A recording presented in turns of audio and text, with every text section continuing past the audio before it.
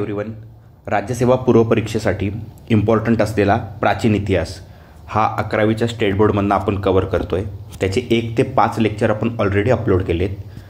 आज आपण 6वं लेक्चर घेतो आहे त्याचं, जे की निगडीत आहे विविध धार्मिक संप्रदायांच्या उदयाशी. याच्या आधीचे लेक्चर्स तुम्ही बघितले नसाल तर त्याच्या लिंक्स मी कमेंट सेक्शनमध्ये पिन करतो आहे, तर ते बघून घ्या आणि त्याच्यानंतर तुम्ही हे लेक्चर बघितलं तर जास्त फायदेशीर ठरेल. राज्यसेवा पूर्व परीक्षा 1 डिसेंबर रोजी आहे. त्याच्या दृष्टीने इतिहासाच्या अनुषंगाने प्राचीन इतिहास हा खूप कमी कंटेंटमध्ये जास्त मार्क्स देणार आहे आधुनिक मॉडर्न हिस्ट्रीच्या तुलनेत.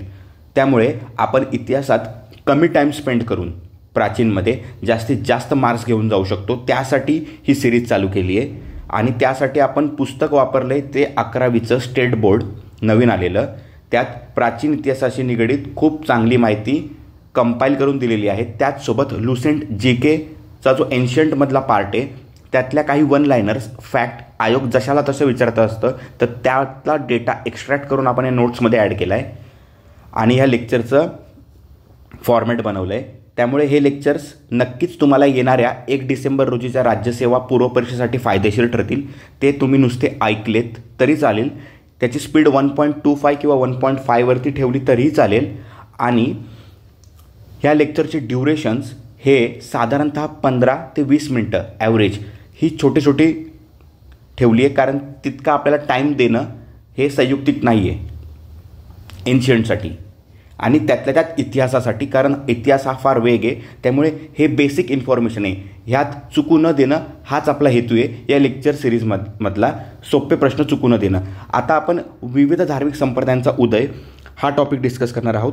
त्याच्या आधी आपण एक क्विक रिव्हिजन घेऊया. आत्तापर्यंत आपण काय पाहिलं.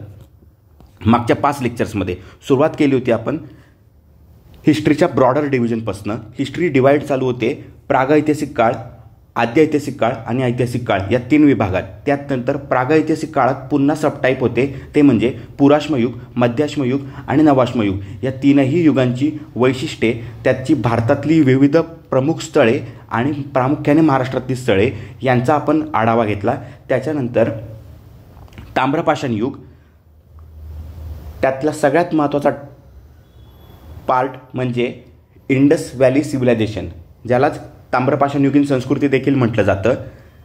त्याच्यानंतर त्यालाच कंटेम्पररी असलेला भारतातील विविध ठिकाणी असलेले ताम्रपाषाणयुगीन संस्कृती, फॉर एक्झाम्पल सावळदा, जोरवे जी की महाराष्ट्रातल्या प्रमुख होत्या, माळवा, कायथा या मध्य प्रदेशमधल्या प्रमुख संस्कृत्या आणि राजस्थानमधली आहाड, बनास किंवा गणेश्वर जोधपुरा.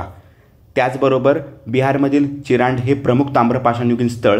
तसं महाराष्ट्रातलं इनामगाव जे की आता शिरूरमधील पुणे येथील शिरूरमध्ये, दक्षिणेकडचं ब्रह्मगिरी आणि संगनकल्लू ह्या काही प्रमुख ताम्रपाषाणयुगीन स्थळांची यादी, त्याचं मॅपमधलं लोकेशन आपण पाहिलं. त्यानंतर आपण वैदिक पिरियड हा काळ इसवी सन पूर्व 1500 ते इसवी सन पूर्व 600 याचा आढावा घेतला, याचा अभ्यास घेतला. त्यातला अर्ली वैदिक पिरियड म्हणजेच ऋग्वेदिक काळ आणि लेटर वैदिक पिरियड म्हणजे इसवी सन पूर्व 1000 ते इसवी सन पूर्व 600 हा पाहिला. त्याच्यानंतर इसवी सन पूर्व 600 म्हणजेच महाजनपदांचा काळ. लास्ट लेक्चरमध्ये तिथपर्यंत आपण आलो होतो महाजनपदे, जी की 16 प्रमुख महाजनपदे होती. आज आपण पाहणार आहोत त्याच्याच सोबतचा पॅरलल चाललेला समांतर असलेला म्हणजे विविध धार्मिक संप्रदायांचा उदय, जो की इसवी सनाचं 6वं शतक, इसवी सन पूर्व 6वं शतक. आता विविध धार्मिक संप्रदायांचा उदय इसवी सनाच्या 6व्या शतकात झाला, ज्या काळात महाजनपदे उदयास आली. ह्या गोष्टी इंटर रिलेटेड होत्या का, तर हो होत्या. आणि त्याला काय कारणं होती त्याचा आपण एक थोडक्यात आढावा घेऊ. लेटर वैदिक पिरियडमध्ये उपनिषदांची निर्मिती झाली होती. सॉरी.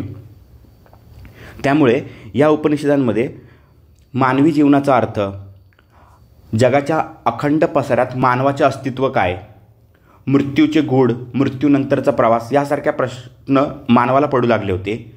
त्याचबरोबर त्यामुळे उपनिषदांची निर्मिती झाली. त्याचबरोबरीने याच काळात ब्राह्मॅनिकल सुप्रिमसी म्हणजेच ब्राह्मणांचं वर्चस्व प्रस्थापित झालं होतं. वर्णव्यवस्था अतिशय रिजिड झाली होती. त्यात सगळ्यात त्या उतरंडीला सोशल हायरार्कीला सगळ्यात टॉप पोझिशनवरती होते ब्राह्मण्स, त्याच्यानंतर क्षत्रिय, त्याच्यानंतर वैश्य आणि त्याच्यानंतर शूद्र. या रिजिड वर्णव्यवस्थेमुळे क्षत्रिय कुळात अनरेस्ट क्रिएट झाला होता. त्यामुळे त्यांनी नवीन धर्मसंप्रदायाला पाठबळ देण्यास सुरुवात केली. याचबरोबरीने अजून एक महत्त्वाची गोष्ट अशी होती जी भौगोलिकदृष्ट्या जॉग्रॉफिकली महत्त्वाची होती. सुरुवातीचे वैदिक आर्यन्स यांनी सप्तसिंधूच्या प्रदेशात आपले वास्तव्य तयार केले आणि जसं जसं लोकसंख्या वाढत गेली तसं ते ईस्टवर्ड मायग्रेट करू लागले. म्हणजे हा भारताचा नकाशा असेल तर हा सप्तसिंधूचा प्रदेश, आर्यांचा काळ वैदिक पिरियडमध्ये इथे होता. त्याच्यानंतर लेटर वैदिक पिरियडमध्ये पॉप्युलेशन राईज झाल्यामुळे ते ईस्टवर्ड मायग्रेट करू लागले. ह्या भागात आपल्याला माहीत असतं की लोहखनिजाचे साठे आहेत. या लोहखनिजाच्या साठ्यांमुळे त्यांना शेतीविषयक आधुनिक अवजारे बनवता आली. त्या अवजारांनी या ठिकाणचं डिफॉरेस्टेशन झालं, जंगलतोड झाली आणि जमिनीसाठी आधिक्याची जमीन त्यांना लागवडीखाली आणता आली. त्याच्यातून सरप्लस फूड ग्रेन जनरेट झालं आणि ट्रेडिंग आलं. आता जो मूळ आर्यन पशुपालक होता तो आता शेतकरी झाला आणि फक्त शेतकरीच नाही तर शेती आधी देखील करत होते पण ती उपजीविकेची शेती होती, लाईव्हलीहूडची शेती होती. आत्ता जी शेती होती ती सरप्लस शेती होती, म्हणजे त्याच्यातनं ट्रेड उदयास आला. आणि ह्या शेतीमुळे आणि एक्सेसिव्ह फूड ग्रेनमुळे त्यातून आलेल्या ट्रेडिंगमुळे वैश्य जी सोशल पोझिशन होती त्यांची इकॉनॉमिक अपलिफ्टमेंट झाली, ट्रेडिंग उदयास आली. पंचमार्क कॉईन देखील याच काळाचं वैशिष्ट्य आहे. त्यामुळे ट्रेड खूपच जास्त फ्लरिश झाला. त्यातून वेगवेगळ्या नगरं, वैशाली, कुशीनगर, मगध यांसारखी नगरे अस्तित्वात आली. ही त्या काळची सोशल, इकॉनॉमिकल आणि पॉलिटिकल कंडिशन होती विविध धार्मिक संप्रदाय उदयाला येण्यासाठी. म्हणून तुम्ही एक गोष्ट नोटीस केली असाल की जैनिझम आणि बुद्धिझम यांचे फाउंडर हे सगळे क्षत्रिय कुळातील होते.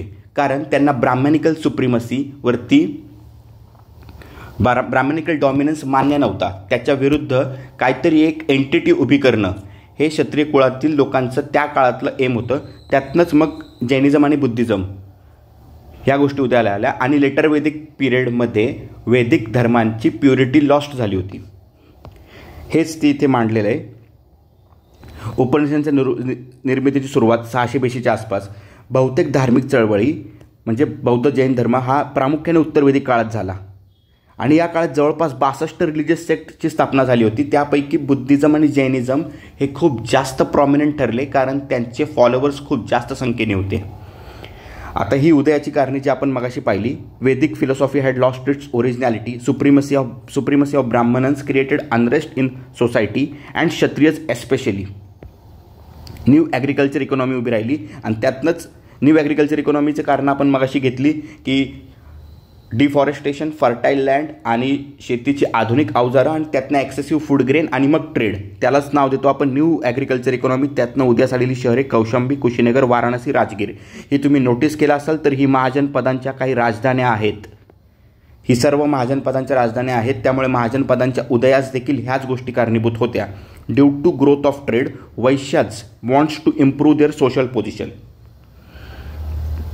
आता जैन धर्म सुरुवात करूया आपण. जैन धर्म नेमका काय होता? आता वर्धमान महावीर यांनी जैन धर्माचे रिअल फाउंडर मानलं जातं. जैन धर्मात मुळात तीर्थंकरांची परंपरा आहे. आपण 24वे तीर्थंकर म्हणून वर्धमान महावीरांना ओळखतो. तर याचा अर्थ असा होतो की त्याच्यात 23 तीर्थंकर होते. त्यातले पहिले मानले जातात ऋषभदेव. पण हिस्टॉरिकल एव्हिडन्सेस पहिल्या 22 तीर्थंकरांचे नाही आहे. त्यामुळे हा मुद्दा वादातीत आहे की पहिले 22 तीर्थंकर होते का आणि त्यांनीच मुळात जैन संप्रदायाची स्थापना केली का. कारण हा जर काळ ट्रेस करायला गेलो तर हा 8व्या शतकापर्यंत जातो. परंतु त्या काळात महाजनपदे किंवा वैशाली अशा कोणत्याही शहरांचा, नगरांचा आपल्याला पुरावा सापडत नाही. त्यामुळे रिअल फाउंडर ऑफ जैन्स हे वर्धमान महावीरांना म्हटलं जातं. 23वे जे तीर्थंकर होते पार्श्वनाथ, त्यांचे ऐतिहासिक पुरावे आढळतात. आता वर्धमान महावीरांचा जन्म इसवी पूर्व 599 येथे झाला. आत्ताचं बिहार येथील वैशाली या नगरात कुंडग्राम या गावी झाला. पुन्हा तेच वैशाली आणि बिहार हे ईस्टर्न यूपीचा पार्ट, ईस्टर्न इंडियाचा पार्ट असलेली गोष्टी आहे आणि तिकडेच अशा गोष्टी आढळतात. याच्यात काहीतरी इंटर रिलेशन आहे जे आपण मगाशी बघितलं. वडील सिद्धार्थ हे ज्ञातृक कुळाचे प्रमुख, पुन्हा तेच क्षत्रिय कुळातील होते. वर्धमान महावीर त्यांचे वडील ज्ञातृक कुळाचे होते. आई त्रिशला देवी ही देखील लिच्छवी कुळातील होती आणि पत्नी यशोदा. त्यांनी वयाच्या 30व्या वर्षी गृहस्थाश्रमाचा त्याग केला. त्यांना त्यांच्या कौटुंबिक जीवनात रस नव्हता. वयाच्या 42व्या वर्षी त्यांना केवलज्ञान प्राप्त झाले. म्हणजे 12 वर्षाच्या तपस्येनंतर त्यांना केवलज्ञान प्राप्त झाले. म्हणून त्यांना लोक केवली, जिन म्हणजे सर्व काही जाणणारा, महावीर अशा उपाधींनी संबोधू लागले. त्यांची धर्म प्रसाराची मूळ भाषा होती अर्धमागधी. आता ह्या भाषेचा उपयोग त्यांनी करण्यामागील कारण ही प्राकृत भाषा होती, जनसामान्यांची भाषा होती. त्या काळात प्रिव्हेलंट असलेली भाषा म्हणजे संस्कृत, जी की खूप इलिट अभिजन लोकांपुरती मर्यादित होती आणि अभिजनांचाच म्हणजेच तत्कालीन ब्राह्मणांचा वर्चस्व त्यांना मोडीत काढायचं होतं. त्यासाठी त्यांनी प्राकृत आणि लोकांना माहीत असलेली भाषा वापरली धर्मप्रसारासाठी, जी अर्धमागधी होती. जैन धर्माची त्रिरत्ने इथे सांगितली आहेत, जी सम्यक दर्शन, सम्यक ज्ञान आणि सम्यक चारित्र्य. त्याचं सम्यक दर्शन म्हणजे काय? तीर्थंकरांच्या उपदेशातील सत्य जाणून घेऊन त्यावरती श्रद्धा ठेवणे. सम्यक ज्ञान म्हणजे काय? तीर्थंकरांच्या उपदेशाचा आणि तत्त्वज्ञानाचा नित्य अभ्यास करून त्याचा सखोल अर्थ समजून घेणे. सम्यक चारित्र्य म्हणजे पंचमहाव्रतांचे काटेकोर आचरण करणे. ही सांगितलेली त्रिरत्ने जैन धर्माची.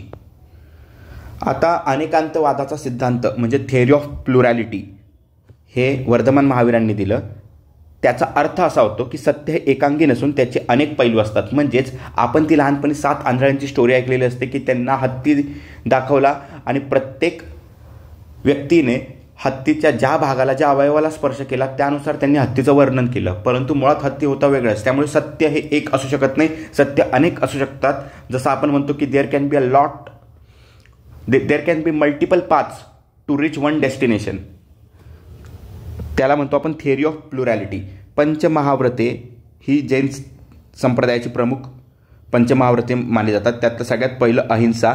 यातनंच गांधीजींनी प्रेरणा घेऊन अहिंसेचं तत्त्व भारतीय स्वातंत्र्य लढ्यात इम्बाईब केलं. त्याचं मूळ होतं जैन संप्रदायातील तत्त्व, जे गांधींनी स्वीकृत केलं. ते त्यांच्या आईने त्यांच्यात रुजवलं होतं असं म्हटलं जातं.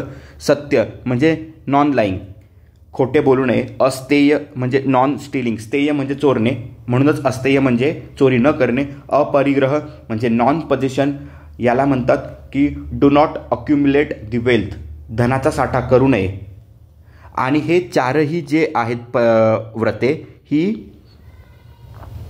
पार्श्वनाथांनी दिली असं म्हटलं जातं. आणि जे चौथं ब्रह्मचर्य, चॅस्टिटी, हे 5th one was added by Mahavir. ब्रह्मचर्य म्हणजे मटेरियलिस्टिक, कन्झ्युमरिस्टिक, भोगवादी गोष्टींचा त्याग करणे आणि तपस्वी जीवन जगणे, हे महावीरांनी दिलेली 5वं ब्रह्मचर्य.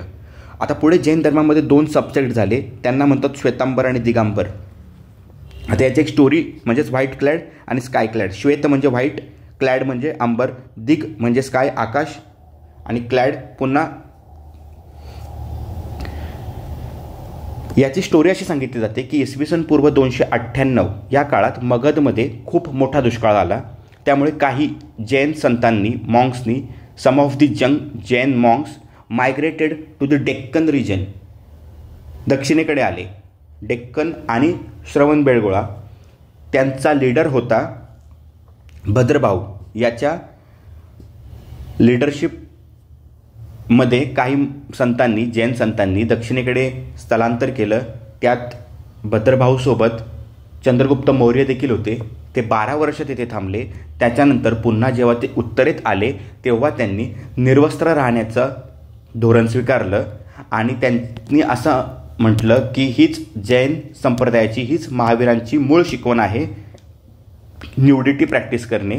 परंतु हे उत्तरेतील जे जैन होते त्यांना मान्य नव्हतं. त्यांचा लीडर होता स्थूलभद्र. त्यांनी हे मान्य न करता पांढरे वस्त्र धारण करण्याचे ठरवले. त्यामुळे त्यांना श्वेतांबर, व्हाईट क्लॅड असे म्हणू लागले. अशा प्रकारे हा जैन संप्रदाय आपण 11वीच्या स्टेट बोर्डमधनं कव्हर केला आहे. त्याचा पुढचा सगळ्यात महत्त्वाचा Buddhism watershed movement of global history ज्याला म्हणतो की तो हाच की बौद्ध धर्म. आता याचे ओरिजिनचे कॉज काय होते? पुन्हा तेच, कारण हे दोन्ही धर्म समकालीन होते. इसवी सनाच्या 6व्या शतकात जैन आणि बौद्ध धर्माव्यतिरिक्त इतर 62 संप्रदाय उदयास आले होते असं म्हटलं जातं, कारण तत्कालीन आर्थिक, सामाजिक, राजकीय परिस्थिती ही त्याला कारणीभूत होती. त्यापैकी हे 2 खूप जास्त, त्यातल्या त्यात Buddhism wide spread across globe पसरला. कॉजेस ऑफ ओरिजिन: रिजिड वर्णव्यवस्था, मिड गंगॅटिक प्लेनमध्ये न्यू ॲग्रिकल्चर इकॉनॉमी, म्हणजे तोच जो आत्ताचा भाग आपण जिकडे मगध आणि अराउंड जे उदयास आलेली नगरे आणि त्यातून आलेला ट्रेड, पंचमार्क कॉईन्स, यातून गरज निर्माण झाली नवीन धार्मिक संप्रदायाची. पंचमार्क कॉईन्स आणि मग ट्रेड कॉमर्स राईज झाला आणि वैश्यांची इकॉनॉमिक पोझिशन अपलिफ्ट झाली. त्यातून त्यांना भावना तयार झाली की सोशल अपलिफ्टमेंट झाली पाहिजे. तर गौतम बुद्धांचा जन्म इसवी सन पूर्व 563 लुंबिनी म्हणजे आत्ताचं नेपाळ येथे झाला होता. त्यांना शाक्य म्हणून देखील म्हटलं जायचं, कारण ते शाक्य कुळातील होते आणि सिद्धार्थ हे त्यांचं नाव होतं. वडील शुद्धोधन हे कपिला वस्तूचे प्रमुख इलेक्टेड हेड होते.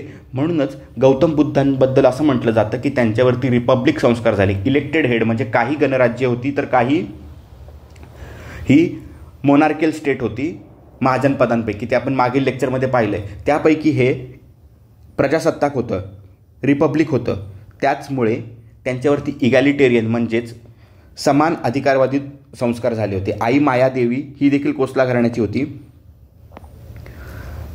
आता आपण ती 4 साइटेडनेसची स्टोरी ऐकलेली असते गौतम बुद्धांची, की ते फारच क्युरेटेड, खूप सिक्युअर अपब्रिंगिंग झाली होती त्यांची.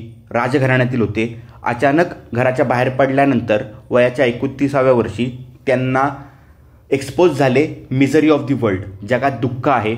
त्यांना 4 गोष्टी दिसतात: ओल्ड पर्सन, सिक पर्सन, डेड बॉडी आणि एक ॲसेटिक माणूस.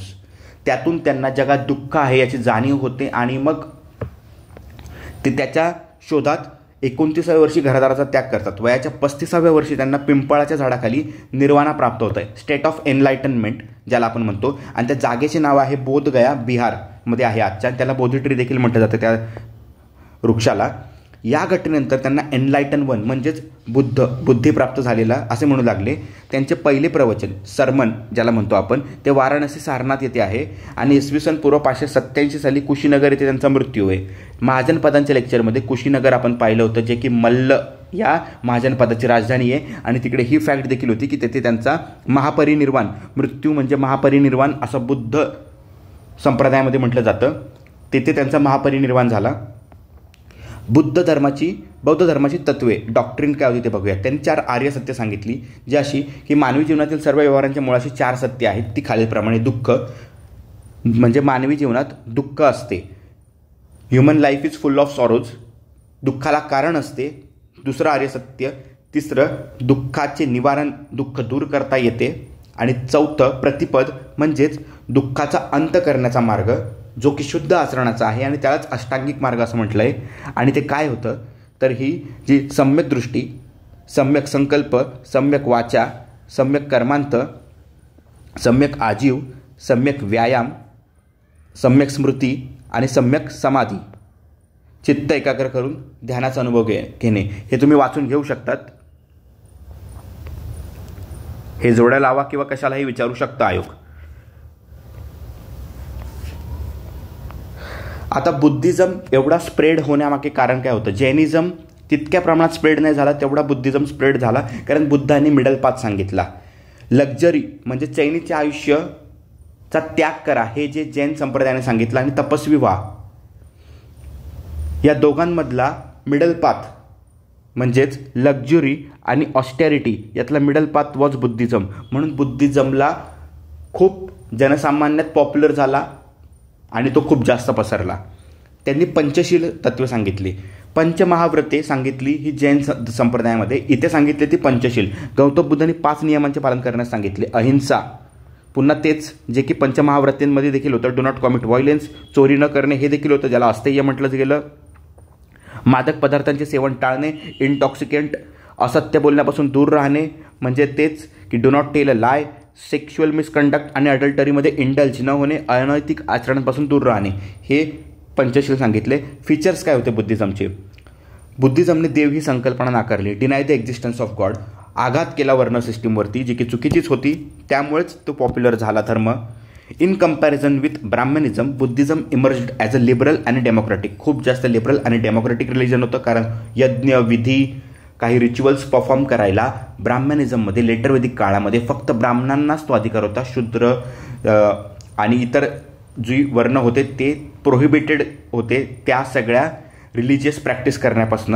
आणि जे बुद्धिझमने खोडून काढलं पाली, पुन्हा तेच जसं जैन संप्रदायामध्ये अर्धमागधी, तसं बुद्धिझममध्ये पाली या प्राकृत भाषेचा धर्मप्रसारासाठी ही लोकभाषा होती, जेणेकरून पुन्हा रीच वाढावा आपला, जनसामान्यांमध्ये आपल्या धर्माचा प्रसार व्हावा, त्यांना ते कळावं आपण काय म्हणत आहोत, म्हणून ही लोकभाषेचा वापर.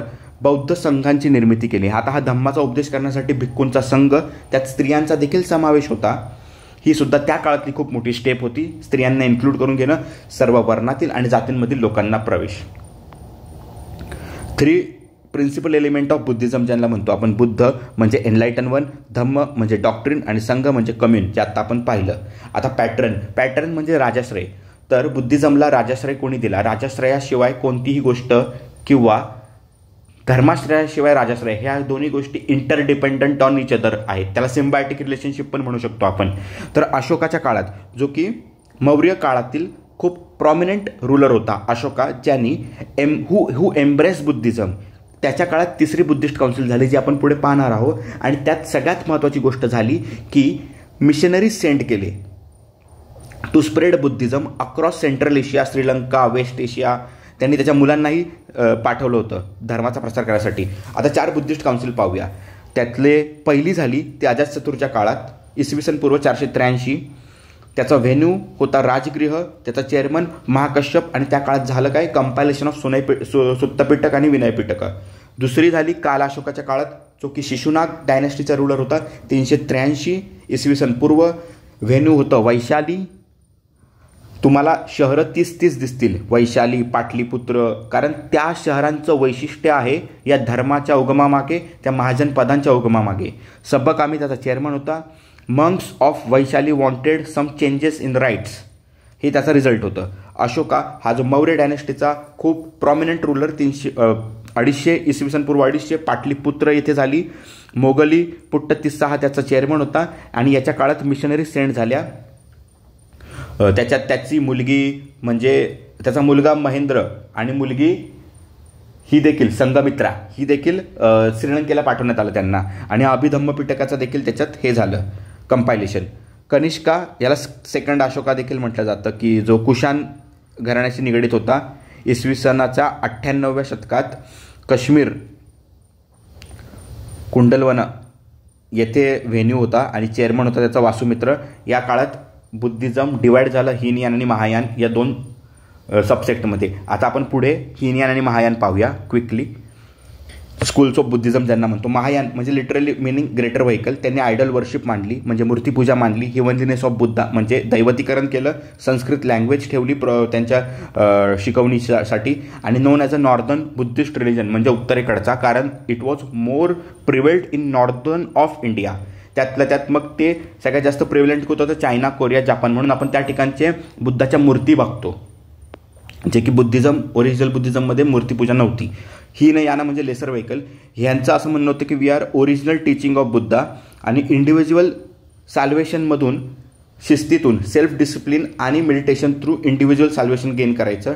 Did not believe in idol worship. त्यांनी मूर्तीपूजेचं खंडन केलं. त्यांनी पाली भाषा ही फेवर केली फॉर देअर टीचिंग. आणि known as a southern Buddhist religion, कारण ह्याचा प्रिव्हेलंट एरिया होता श्रीलंका, बर्मा म्हणजे आत्ताचं म्यानमार, सियाम म्हणजे आत्ताचं थायलंड आणि कंबोडिया, लाओस या ठिकाणी. थेरवाद हा सुद्धा हीनयानाचा सबसेक्ट मानला जातो. वज्रयान म्हणजे तांत्रिक बुद्धिझम होतं, पॉप्युलर इन ईस्टर्न इंडिया म्हणजे बंगाल, बिहार. आणि त्याचे रिच्युअल्स म्हणजे स्ट्रिक्ट रिच्युअल्स होते खूप, आणि त्यांच्या फॉलोवर्सला असं मॅजिकल पॉवर ॲक्वायर करणं, ह्या सगळ्या गोष्टींमध्ये ते जास्त हे होतं. हा UPSC पूर्वपरीक्षेला विचारलेलं आहे, हीनयान आणि महायान यांचे एक्झॅक्ट डिफरन्स. UPSC पूर्वपरीक्षा 2020 साली विचारलं आहे. आता मेजर बुद्धिस्ट टेक्स्ट कोणत्या? तर त्रिपिटका आपण मग अशी बघितलं, ज्या की बुद्धिस्ट काउन्सिलमध्ये कंपाईल झालं. सुत्तपिटक आणि Vinaya Pitaka first Buddhist council. Vinay म्हणजे नियम, मोनॅस्टिक कोड ज्यात सांगितलेत, नावातच कळतं. विनय म्हणजे नियम, सुत्त म्हणजे सूत्र म्हणजे फॉर्म्युले म्हणजेच बुद्धाची वचने, बुद्धाच सेईंग. आणि अभिधम्म पिटका, यात पण धम्म आला म्हणजेच रिलिजियस डिस्कोर्स ऑफ बुद्धा, बुद्धाची धर्माची शिकवण काय होती. आता मिलिंद पन्न हे आपण वाचणार आहोत पुढे पण. हा काय होतं नेमकं तर क्वेश्चन्स ऑफ मिलिंद हा एक संवाद आहे. नागसेन जो एक बुद्धिस्ट धर्माचा प्रचारक आहे आणि एक आहे मिनॅन्डर जो इंडोग्रीक रूलर आहे. त्यांच्या दोघांमधला संवाद आहे. त्या संवादाचं एक टेक्स्ट आहे हे. आणि त्याच्यानंतरच मग मिनॅन्डरचा मिलिंद झाला आणि त्याने बौद्ध धर्माचा स्वीकार केला. दीपवंश आणि महावंश हे जे ग्रेट क्रॉनिकल्स ऑफ श्रीलंका यासाठी फेमस आहे. हे झालं बुद्धिस्टचं टेक्स्ट. हा आपण आज जैन बुद्धिझम हे पाहिलं. पुढच्या लेक्चरमध्ये आपण मौर्य कालखंड बघणार आहोत. 6 लेक्चर्स झालेत आत्तापर्यंत. पुढचे पण पटापट अपलोड होतील. तोपर्यंत हे तुम्ही बघून घ्या. आणि तुम्ही जर ह्या चॅनलला सबस्क्राईब केलं नसेल तर सबस्क्राईब करा. टेलिग्रामची लिंक मी कमेंट सेक्शनमध्ये देतो आहे. त्या टेलिग्राम चॅनल जॉईन करा. त्याच्यावरती पुढील अपडेट येतील. आणि thank you so much for listening to me. Stay connected. Thank you.